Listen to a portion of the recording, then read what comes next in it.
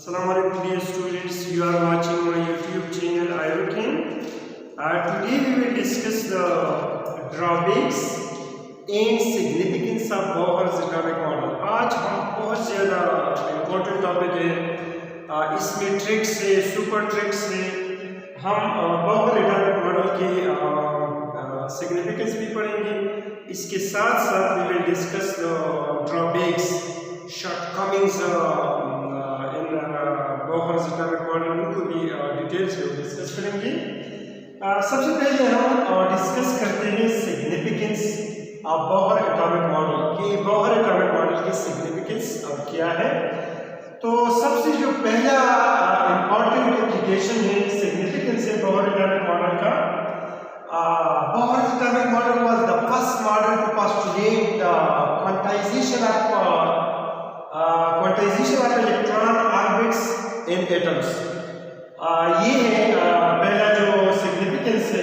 दूसरा, Bohr's introduce the concept of quantum number to describe atomic states. यहाँ पे हम इसको डिस्कस करते हैं। क्वांटाइजेशन ऑफ ऑर्बिट्स या क्वांटाइजेशन ऑफ इलेक्ट्रॉन का मतलब क्या है। यहाँ पे आप देखिए, लेट्स सपोज हम कहते हैं कि ये एक एटम है, it is the nucleus.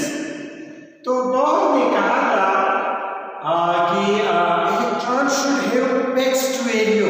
Fixed value, अगर यहाँ पे इलेक्ट्रॉन है और electron is revolving around the nucleus, तो इसकी जो एनर्जी होगी it will have fixed value.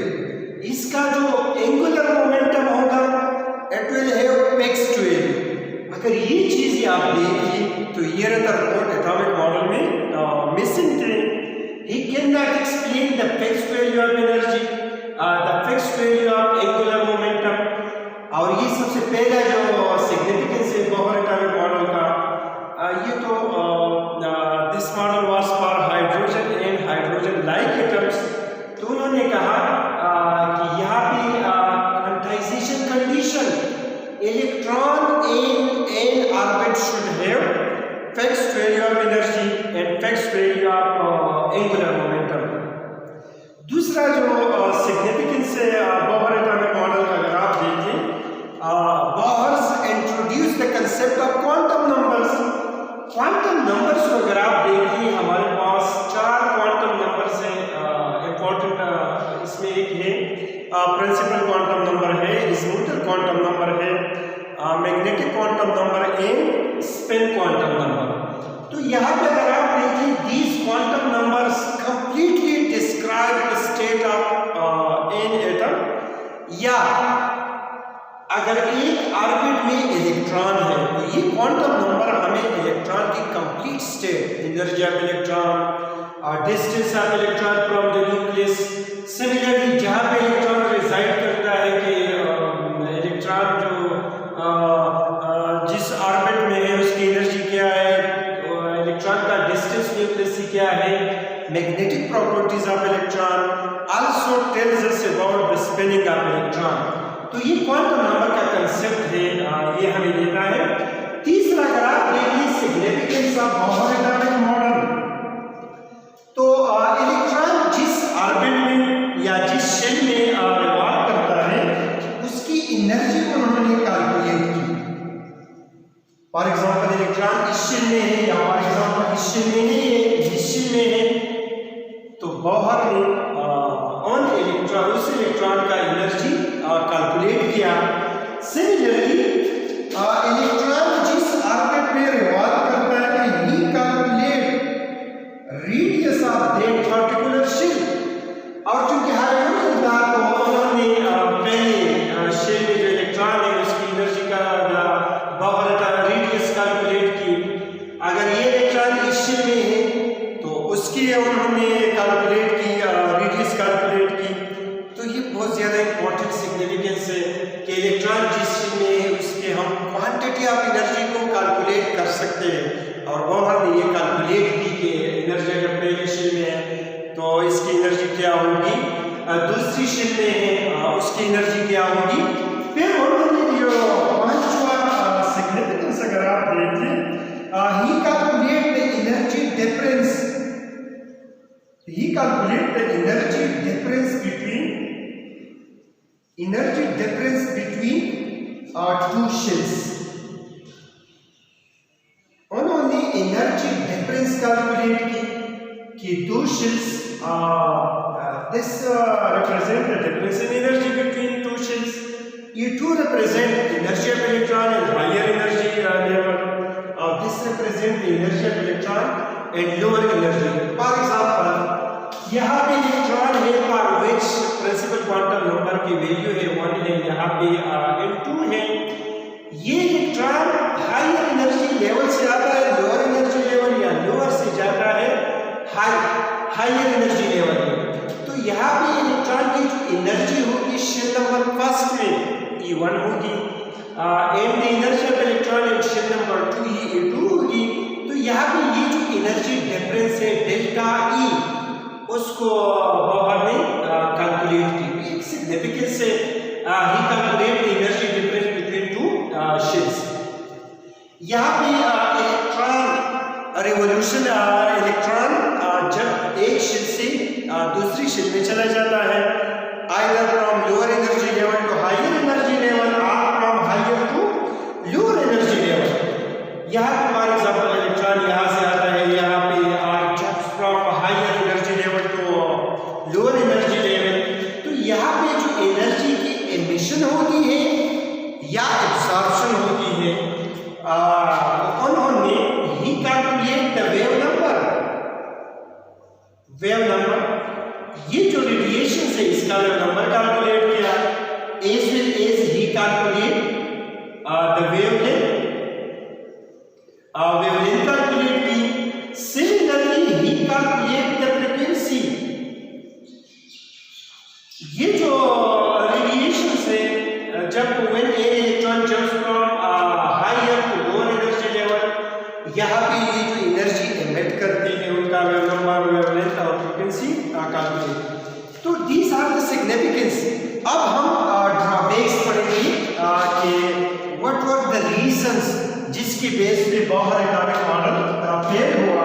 तो उसको हम वन बाय वन डिस्कस करेंगे कि रीजन क्या थे, व्हाट वर द रीजंस कि जिसके बेस पे बोहर एटॉमिक मॉडल फेल हुआ। तो उसमें सबसे पहला जो रीजन अगर आप देखें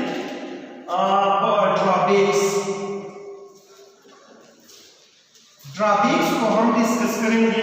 सबसे पहला जो शॉर्टकट है बोहर एटॉमिक मॉडल का, Bohr atomic model is applicable to hydrogen in hydrogen like ions.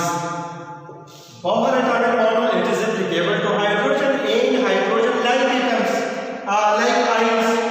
अगर आप हाइड्रोजन को देखें तो hydrogen is single electron atom, ये सिंगल इलेक्ट्रॉन एटम है।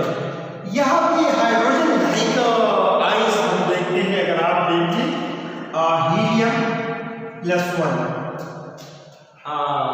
हीलियम प्लस 1 को हम एक्सप्लेन कर सकते हैं the basis of Bohr atomic model. या अगर आप देखिए helium plus 2, beryllium plus 3, it is applicable to hydrogen and hydrogen like ions. It is not applicable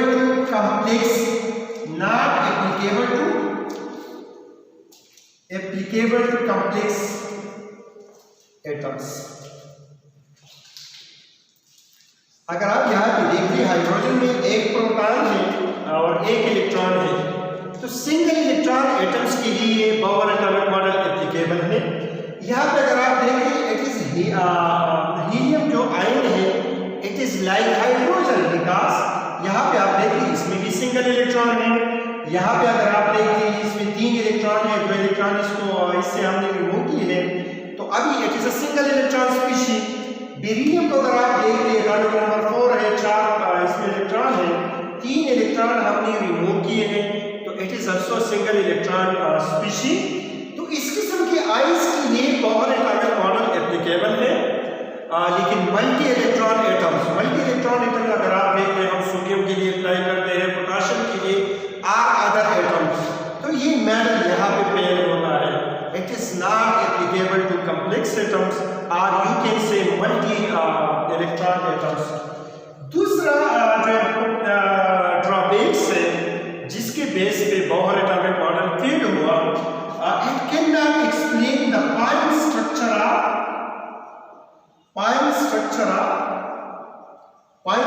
of hydrogen atom. ये हाइड्रोजन का फाइन स्ट्रक्चर एक्सप्लेन नहीं करता। यहाँ फॉर एग्जांपल ये मैं आपको एक्सप्लेन करता हूँ कि किस तरह फाइन स्ट्रक्चर को हाइड्रोजन, चूंकि अगर आप देख लें एटम में सिर्फ ऑर्बिट्स नहीं है, एटम्स में सब ऑर्बिट्स है, सब ऑर्बिट्स है जिसको हम ऑर्बिटल्स कहते हैं। यहाँ पे फॉर एग्जांपल ये इलेक्ट्रॉन है, यहाँ से आता है शेल नंबर पहली शेल में आता है। तो उन्होंने कहा कि ये जो लाइट एमिट करता है इसको हम लाइन स्पेक्ट्रम कहते हैं। तो ये है लाइन स्पेक्ट्रम, लेकिन यहाँ भी ये जो स्पेक्ट्रल लाइंस है अगर इसको हम देख लें तो ये इसके फर्दर स्प्लिटिंग होती है और जिसको हम नाम देते हैं पॉइंट स्ट्रक्चर ऑफ हाइड्रोजन। तो ये जो बोहर एटॉमिक मॉडल है it can not explain the point structure of hydrogen atom. तीसरा जो मेन ड्रॉबैक है जिसके बेस पे बोहर एटॉमिक मॉडल फेल हुआ, बोहर ने कहा था कि electron is a particle. Bohr ने कहा था कि इलेक्ट्रॉन पार्टिकल है और ये मरकज़ा न्यूक्लियस के गिर्द ऑर्बिट करता है या रिवॉल्व होते हैं, क्या होता है। तो इसको इलेक्ट्रॉन को बोहर ने कंसिडर किया एज अ पार्टिकल। इसके बाद एक साइंटिस्ट आ गया जिसका नाम था डी ब्रॉगली। डी ब्रॉगली ने एक हाइपोथेसिस पेश किया जिसको हम कहते हैं डी ब्रॉगली हाइपोथेसिस। और डी ब्रॉगली ने he shows that electron has a dual nature. Sometimes electron behave like particle and sometimes electron behave like a wave. तो ये जो डी ब्रॉगली है उन्होंने इलेक्ट्रॉन का वेवलेंथ कैलकुलेट किया। तो इलेक्ट्रॉन पार्टिकल नहीं है, electron has a dual nature है। ये जो डी ब्रॉगली हाइपोथेसिस है it was further confirmed justified by two American scientists, Davison in Germany। उन्होंने कहा कि हाँ electron act as a wave, electron wave behaviour भी शो करता है। इसके बाद फिर एक साइंटिस्ट आ गया श्रोडिंगर, उन्होंने एक इक्वेशन डेवलप की और उन्होंने शो किया कि electron behave like a standing wave when it revolves around the nucleus. तो यहाँ पे ये एक ड्रॉबैक था बोहर एटॉमिक मॉडल में। चौथा जो ड्रॉबैक था, it can not explain Zeeman effect. ये ज़ीमान इफेक्ट को एक्सप्लेन नहीं करता। अब इस ज़ीमान इफेक्ट क्या है? ज़ीमान इफेक्ट अगर आप देखें यहाँ पे अगर आप देखें हम एक मैग्नेट लेते हैं, ये इसका साउथ पोल है और ये नॉर्थ पोल है। अब अगर स्पेक्ट्रल लाइंस को हम इससे पास करते हैं मैग्नेटिक फील्ड से तो इसकी स्प्लिटिंग होती है। The splitting of spectral lines in the presence of magnetic field is called Zeeman effect. This effect was not studied by Bohr ने इनको एक्सप्लेन नहीं किया। ये भी एक रीजन है जब बोहर से पूछा गया कि अगर हम स्पेक्ट्रल लाइंस को पास करते हैं मैग्नेटिक फील्ड से तो इसकी फर्दर स्प्लिटिंग होती है और this splitting was not explain. यहाँ पे एक और ड्रॉबैक है बोहर एटॉमिक मॉडल का जिसको हम कहते हैं Stark effect. Stark effect it is like that of Zeeman effect. अगर आप यहाँ पे देखिए when spectral lines are passed through electric field, for example हम लोग प्लेट्स लेते हैं, एक प्लेट को बैटरी के नेगेटिव टर्मिनल के साथ कनेक्ट करते हैं और एक प्लेट को बैटरी के मस्बत टर्मिनल के साथ कनेक्ट करते हैं।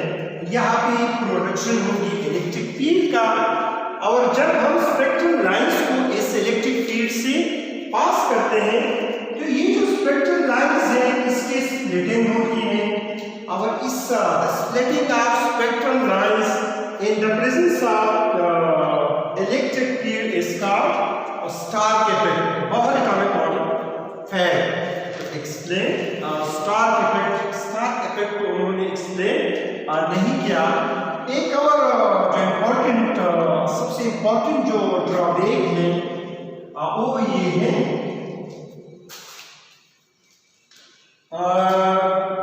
अगर आप ये ड्रॉबैक देखें,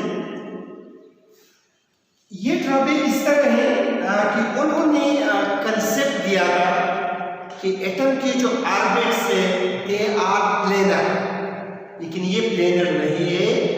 एटम का जो स्ट्रक्चर अगर आप देखिए, ये जो ड्रॉबैक आप देखिए कि can not explain the three-dimensional shape of three-dimensional geometry shape or structure of atom. Atom का जो ज्योमेट्री है ये 3-dimensional है. बोहर ने इसको एक्सप्लेन नहीं किया. अगर आप देखिए, बोहर ने इस तरह कहा कि एटम की जो ऑर्बिट्स है ये आर प्लेनर. उन्होंने कहा कि इसमें इलेक्ट्रॉन वेलोसिटी v के साथ ये रिवॉल्व करते हैं, लेकिन ये इस तरह नहीं है. अगर आप देखिए एटम है 3-dimensional शेप. ये इलेक्ट्रॉन इस तरह, कुछ इलेक्ट्रॉन इस तरह रिवॉल्व करेंगे, कुछ इलेक्ट्रॉन इस तरह रिवॉल्व करेंगे, and some electrons revolve like this.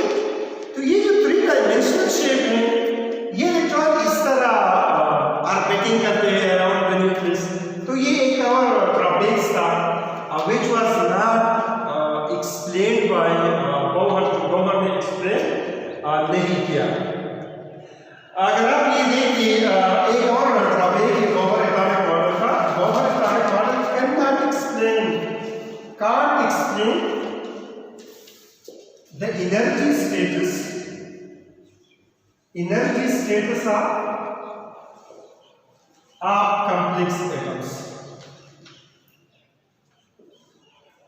complex atoms का एनर्जी स्टेट ये अभी देखो, सबसे पहले तो हमने कहा था कि Bohr atomic model it is applicable to single electron atom. Multi electron atom को ये एक्सप्लेन नहीं करता. जब नहीं करता तो ये energy state of complex atom और you can say multi electron atom ये एक्सप्लेन नहीं करता.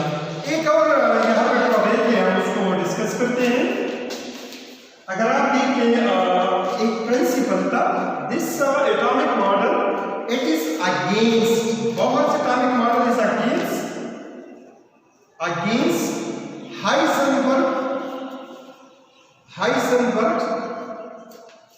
uncertainty principle. This model is against Heisenberg uncertainty principle. या देखिए, ये Heisenberg uncertainty principle, according to the Heisenberg uncertainty principle, ये प्रिंसिपल कहता है कि it is not possible to determine the momentum and position of electron simultaneously. हम electron का momentum और पोजीशन एक ही टाइम में डिटरमिन नहीं कर सकते. अब अगर आप बोहर एटॉमिक मॉडल को देखिए तो वो मॉडल कहता है कि इलेक्ट्रॉन फिक्स्ड ऑर्बिट्स में, फिक्स्ड सर्कुलर पाथ में न्यूक्लियस की गेट घूमती है, और उसका जो क्वांटाइजेशन कंडीशन हमने पढ़ा था कि उसका जो फिक्स एनर्जी होगी, फिक्स मोमेंटम होगा. लेकिन हाइजेनबर्ग उन्होंने जब क्वेश्चन किया कि it is not possible to determine the position and momentum of electron simultaneously, तो बोहर उसका जवाब न दे सका. तो यहाँ पे ये जो मॉडल है, the model is against Heisenberg uncertainty principle.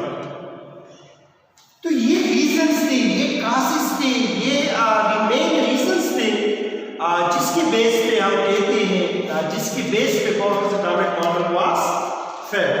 Thank you for watching my YouTube channel.